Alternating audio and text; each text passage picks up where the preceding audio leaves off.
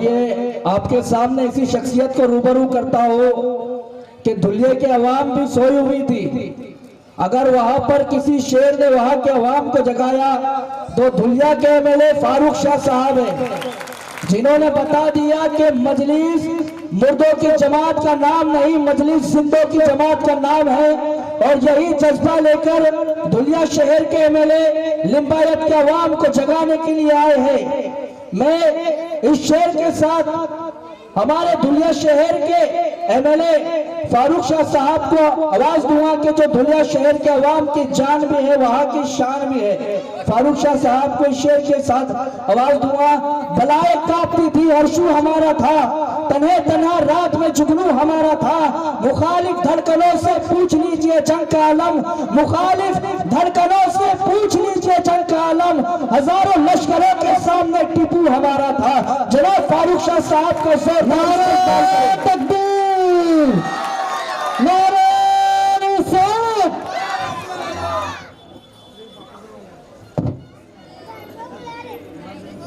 औज़ु बिल्लाहि मिनश शैतानिर रजीम।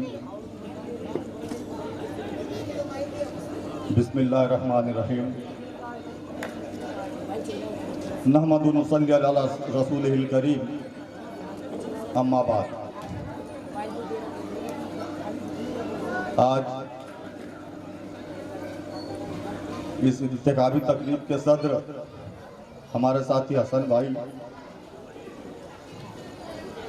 मुंबई से आए हुए हमारे मेहमान, ऑल इंडिया मजलिस इत्तेहादुल मुस्लिमीन के महाराष्ट्र के स्पोक पर्सन एक्स एमएलए मेरे भाई वारिस पठान साहब, हैदराबाद से आए हुए कॉरपोरेटर अब्दुल सलाम साहब, मंजूर खान साहब, हैदराबाद की पूरी टीम जो अल्हम्दुलिल्लाह निहायत मेहनत और ईमानदारी से कैंपेनिंग कर रही है। उसी के साथ धुलिया की टीम जो मेरे साथ आई हुए, हमारे कॉरपोरेटर नासिर पठान साहब, कॉरपोरेटर मुख्तार बिल्डर साहब, सलीम सेठ साहब, हाजी छोटू सेठ मछली वाले, निसार भाई, और यहाँ पर मौजूद मेरे तमाम साथियों, बुजुर्गों, दोस्तों, और जहाँ तक मेरी आवाज़ पहुँच रही है पर्दे के पीछे बैठी हुई मेरी माँ और बहन, आज के हमारे जलसे के नाज़िम बेहतरीन तरीके से निज़ामत कर रहे हैं। दरमियान में कुछ अशार पेश करते हैं। उनकी निस्बत पर मैं अपनी छोटी सी बात को एक शेर के साथ शुरू करना चाहूँगा कि जिंदगी दी है तो जीने का हुनर भी देना, जिंदगी दी है तो जीने का हुनर भी देना, पाँव बख्शे है तो तौफीक के सफर भी देना। मैं तो गूंगा था, मुझे तूने अता की है जुबा, अब मैं बोलूंगा तो बातों में असर भी देना। सामईन इकराम, गुजरात असेंबली के चुनाव मैं समझता हूं कि आखिरी मराहिल में है। कई पार्टियों ने इस मैदान में अपने उम्मीदवारों को उतारा है। उसी तरह से हमारे कायद बैरिस्टर असदुद्दीन साहब के हुक्म से सूरत में हमने लिंबायत विधानसभा हल्का नंबर 163 अब्दुल बशीर शेख साहब को उम्मीदवारी दी है। उसी के साथ सूरत पूर्व से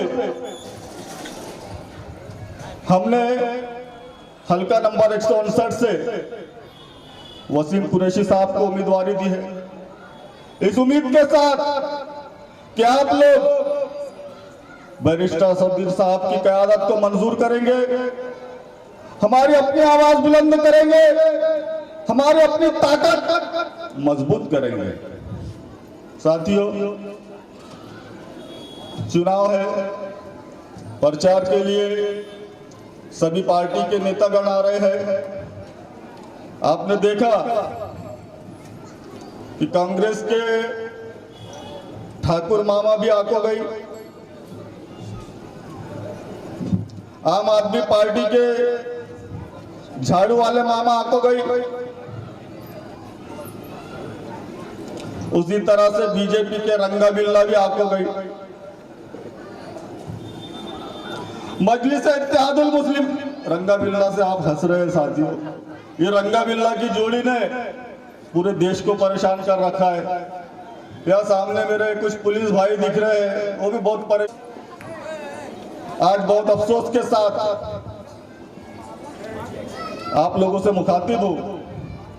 गुज़िश्ता कुछ दिनों पहले शेर हिंदुस्तान हमारे कायद बैरिस्टर असदुद्दीन साहब की एक सभा में कुछ कांग्रेसियों ने नारे लगाए, काली झंडियां बताई। क्यों भाई?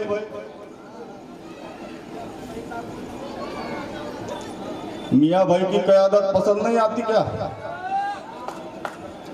तुम काली झंडी बता रहे हो, अरे रोज़े हश्र में अल्लाह पाक तुम्हारे मुंह काले करेगा।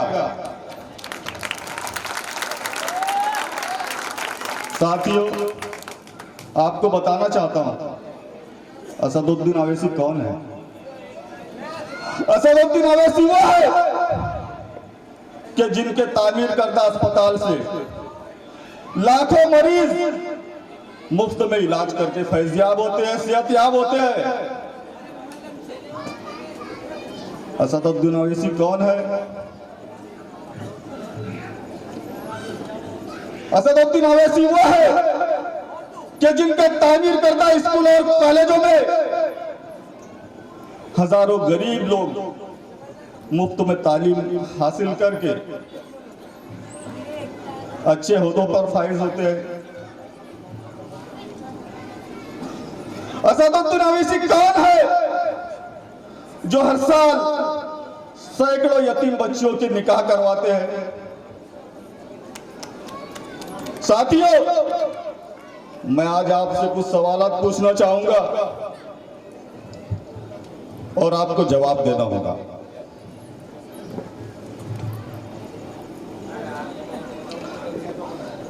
हमारे हुकूक को हासिल करने की बात आती है तो हमारे लिए कौन आवाज उठाता है? संविधान बचाने की बात आती है तो हमारे लिए कौन आवाज उठाता है? हिजाबबंदी के खिलाफ आवाज कौन उठाता है? केवल एनआरसी के खिलाफ आवाज कौन उठाता है? मॉब लिंचिंग के खिलाफ आवाज कौन उठाता है? ये सिर्फ आपके और मेरे कायद बैरिस्टर असदुद्दीन साहब उठाते हैं साथियों। बाकी के मामूल लोग तो हमारे भाई ने बताया, जैसे उनकी जबान को लकवा लग जाता है, वो सियासत करते हैं, हम अकीदत करते हैं। अकीदत कौन करता है? सियासत कौन करता है? मुझे मालूम है मेरी हिफाजत कौन करता है। हमी ने लाज रखी है बुजुर्गों की यहाँ, वरना सभी टुकड़ों पे बिकते हैं। बगावत कौन करता है?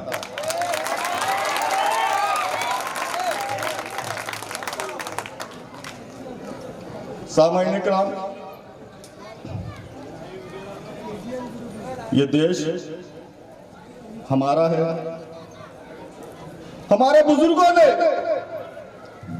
हमारे आबा व अजदाद ने कई सौ साल इस देश पर हुकूमत की है।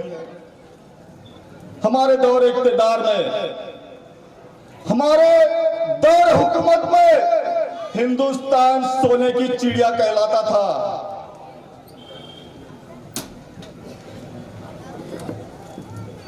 साथियों, आज भी दुनिया भर के कोने कोने से हिंदुस्तान में सैर करने के लिए लोग आते हैं।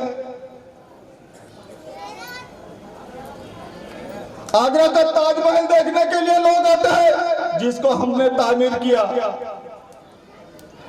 दिल्ली का कुतुब मीनार देखने के लिए लोग आते हैं, जिसको हमने तामीर किया। हैदराबाद का चार मीनार देखने के लिए लोग आते हैं, जिसको हमने तामीर किया। दिल्ली का लाल किला देखने के लिए लोग आते हैं जिसको हमने तामीर किया।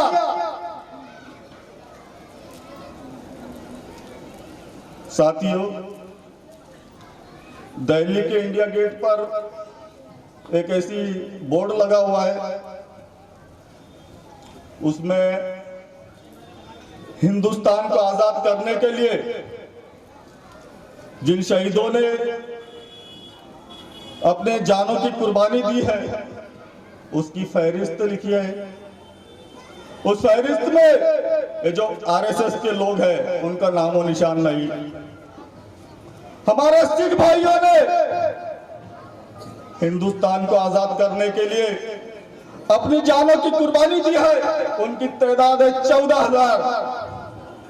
हमारे दलित भाई जिन्होंने मुल्क को आजाद करने के लिए अपनी जानों की कुर्बानी दी है, उनकी तादाद है 11,000। और जिन मुसलमानों ने हिंदुस्तान को आजाद करने के लिए अपनी जानों की कुर्बानी दी है, उनकी तादाद है 63,193। फिर भी कहते हो हम गद्दार। हमको अल्लाह ने ईमान की दौलत दी है, हमको अल्लाह ने ईमान की दौलत दी है। हम जो दुश्मन के तरफदार नहीं हो सकते, हमको मजहब ने कहा है वतन पे मर मिटना, हम मुसलमान है गद्दार नहीं हो सकते।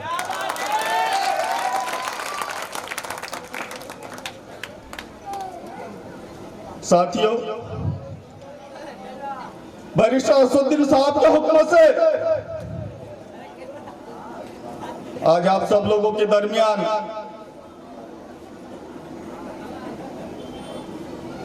अपनी बातों को रखने के लिए आया हूं।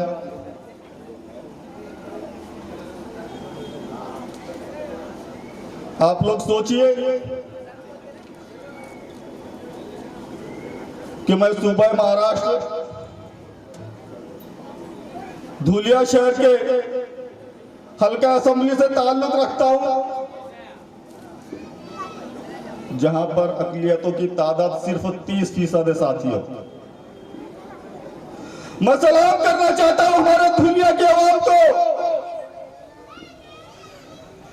जिन्होंने मुत्तहिद और मुत्तफिक होकर ये बता दिया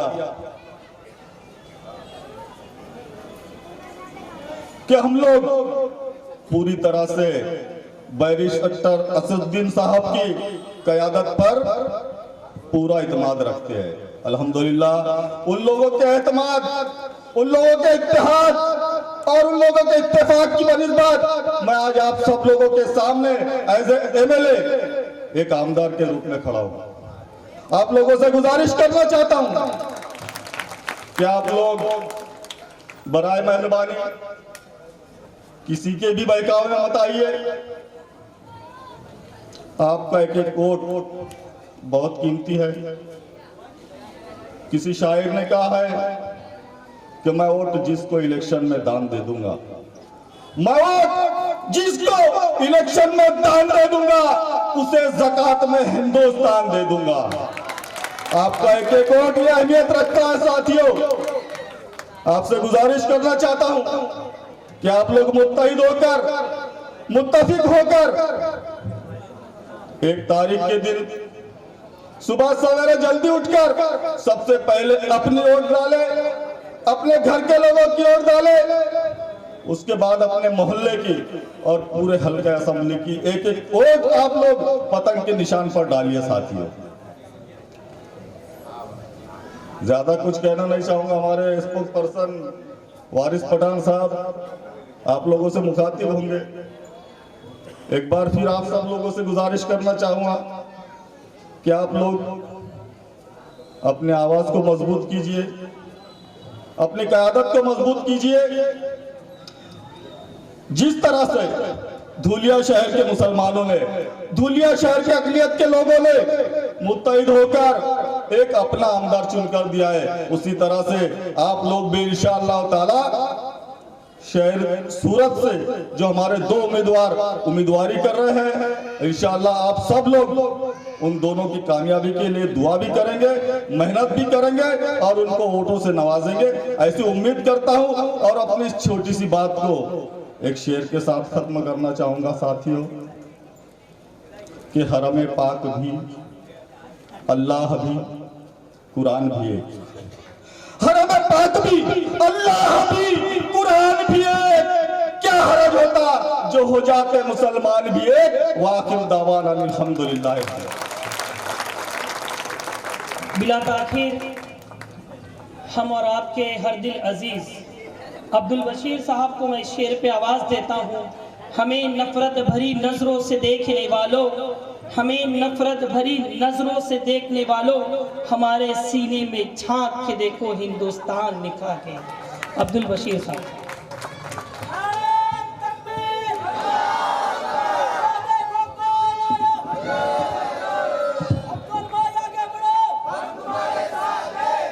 औज़ु बिल्लाहि मिनश शैतानिर रजीम।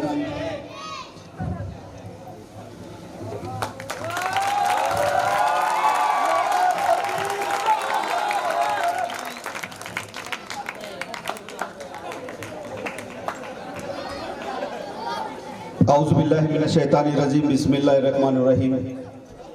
अल्लाह के नाम से हर काम का आगाज़ करता हूँ, उसी पे भरोसा है और उसी पे नाज करता हूँ। हमारे स्टेज के ऊपर आए हुए मेहमान धुलिया असेंबली से फारूक शाह साहब और राष्ट्रीय प्रवक्ता हमारे वारिस पठान साहब और हैदराबाद से आए हुए तमाम मेहमान और स्टेज पे बैठे हुए और हाजिरीन मजलिस, अस्सलाम वालेकुम रहमतुल्लाहि व बरकातुहू। दोस्तों, वक्त कम है, बातें बहुत ज़्यादा करनी थी। हमारे इसराइल भाई, फरीद भाई, लोगों ने बहुत बातें बोले थी, लेकिन आप लोगों को वारिस भाई को सुनना है, इसके लिए मैं अपनी बात को यहाँ पे थोड़ा कम बोल के ख़त्म करूँगा। इंशाल्लाह जब मौका मिलेगा तो ज़रूर बोलेंगे। लेकिन एक बात ज़रूर मैं कहना चाहूँगा कि जो लोग हमें बी टीम बोलते हैं वो अपनी आँखें और कान भी खोल के